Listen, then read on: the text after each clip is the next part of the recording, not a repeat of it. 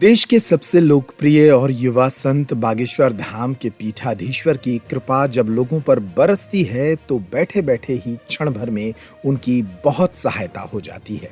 ऐसा ही देखने को मिला बीते रोज जब छतरपुर के ही एक निर्वाणा फाउंडेशन में रहने वाले अनाथ, बेसहारा और दिव्यांग बच्चे बागेश्वर धाम के दर्शन करने पहुंचे। छतरपुर में निर्वाणा फाउंडेशन को संचालित करने वाले संजय सिंह अपने परिवार के साथ इस फाउंडेशन में रहने वाले बच्चों को लेकर बागेश्वर धाम पहुंचे थे। इस ग्रुप में कई बच्चियां थीं जो नेत्रहीन थीं, कुछ बच्चे थे जो दिव्यांग थे। इन बच्चों ने बागेश्वर धाम पहुंचकर सबसे पहले बागेश्वर बालाजी के दर्शन किए और इसके बाद महादेव के दर्शन करने उपरांत यहां चल रहे हनुमत महोत्सव में सम्मिलित हुए। बागेश्वर धाम पीठ पहुंचे इन बच्चों ने यहां पर चल रहे हनुमत महोत्सव के दौरान अपनी कलाकारी का परिचय भी दिया। दिव्यांग बच्चों के एक समूह ने यहां अनेक मनोरंजक और शानदार गीत सुनाए। इन बच्चियों के भजन सुनकर यहां जनता भी उत्साहित हो गई।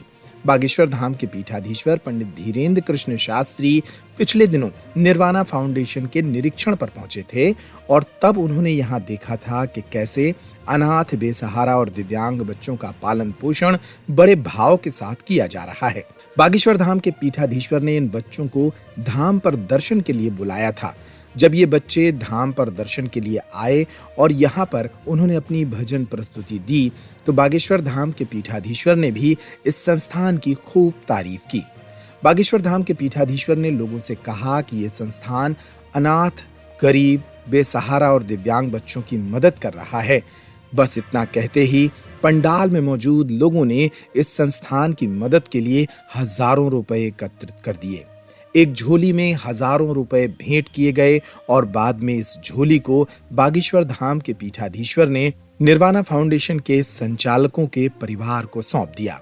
इस राशि से बागेश्वर धाम की ओर से निर्वाणा फाउंडेशन में इन बच्चों की मदद के लिए कोई कार्य हो सकेगा। बागेश्वर धाम के पीठाधीश्वर ने इस मौके पर बच्चों को आशीर्वाद भी दिया और इस अवसर पर बच्चों ने अपने भजनों की शानदार प्रस्तुतियां भी दी। कार्यक्रम के दौरान निर्वाणा फाउंडेशन के संजय सिंह, अजय पाल सिंह, लोकपाल सिंह सहित अनेक लोग उपस्थित रहे।